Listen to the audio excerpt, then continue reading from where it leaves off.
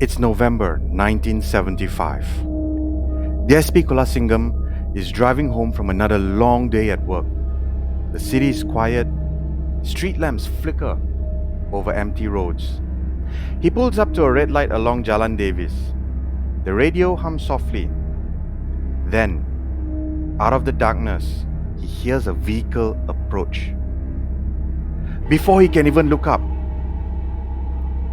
gunshots explode through the windshield. Glass shatters, metal rips. One bullet smashes into his ribs, another tears through his liver.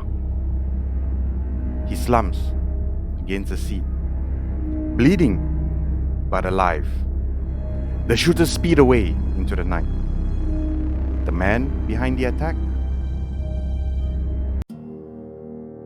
Welcome everybody to my channel, and today we'll be doing another crime story. But before that, make sure to smash the like button down below so that I can continue making these kind of stories just for you. Now, on to the story. Let's go. Wong Swee Chin, better known as Botak Chin.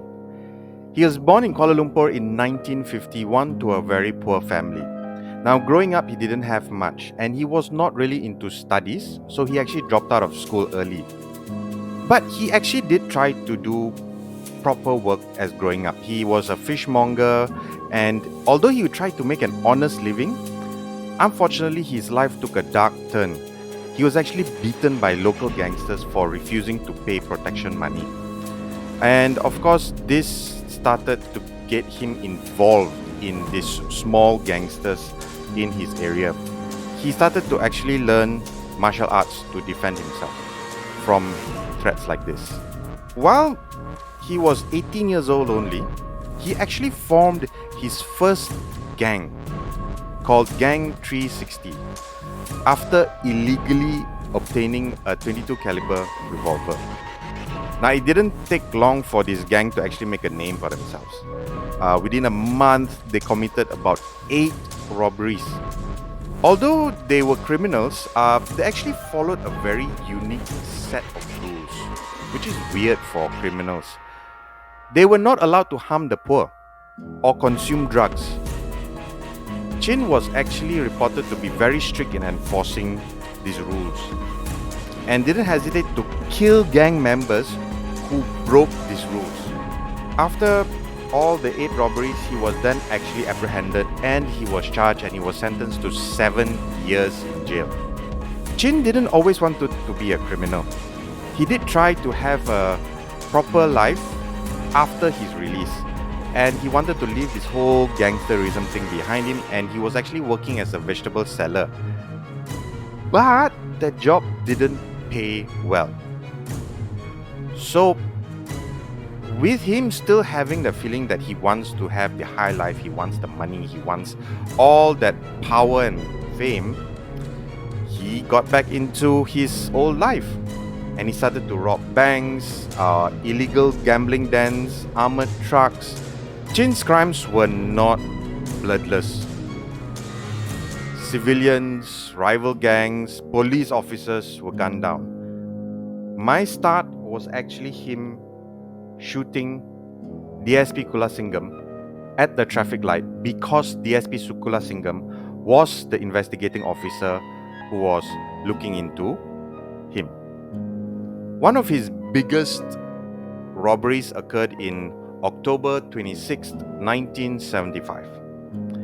He and his gang actually stole ringgit Malaysia 218,000 ringgit after shooting a security officer transporting the money from a horse racing club. So after this robbery and the shooting of Kulasingham, and now thankfully Kulasingham survived, Kulasingham actually went on to lead the task force set up specially for apprehending Botak Chin. And this task force was called the Magnificent 12. Within 2 weeks, the task force actually located where Botak Chin was. He and his gang was actually hiding out in this sawmill on Jalan Ipoh, it's in KL. It was called the Ng Leong Sawmill. Then, the night of February 16th, 1976, a fierce firefight broke out. It was between the gang members and Chin against the police. Now, some of the gang members were shot and killed, but Chin, he was shot 6 times, but he survived, and that led to his arrest.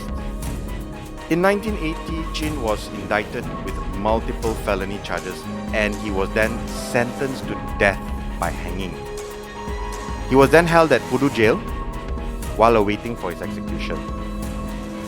Despite his criminal record, the jail was flooded with letters from female admirers. Now, I don't know why this attracted a lot of female fans.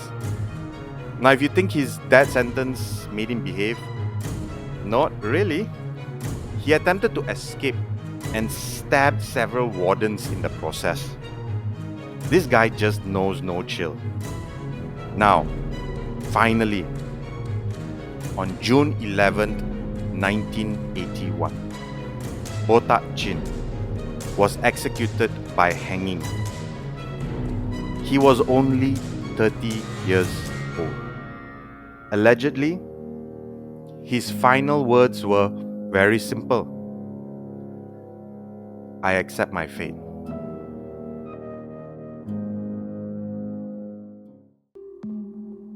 That is the brief story of Botak Chin. Now, this guy had the potential to be someone great, someone amazing. Based on his evaluation when he was in prison, he was deemed a genius, even though he didn't have a very high education. But he could plan and think and do things better than a lot of people. But what do you think? Is it because of his poor upbringing, or he was born into a poor family, that drove him to want more of the finer things in life, that he became the way he did? Or do you think that was something inbuilt in him? I would love to hear your theories on it, so please leave it down in the comment section. I love to read this kind of stuff. As I said, I'm a bit weird when it comes to all these kind of crime things and ghost things. So hey, if you love this kind of things, don't forget to like, subscribe, and share your thoughts of what I should do next, whether it's more crime or more ghost stories, and I would definitely look into it. Thank you again. Take care. Stay random. And hey, don't mess with the police.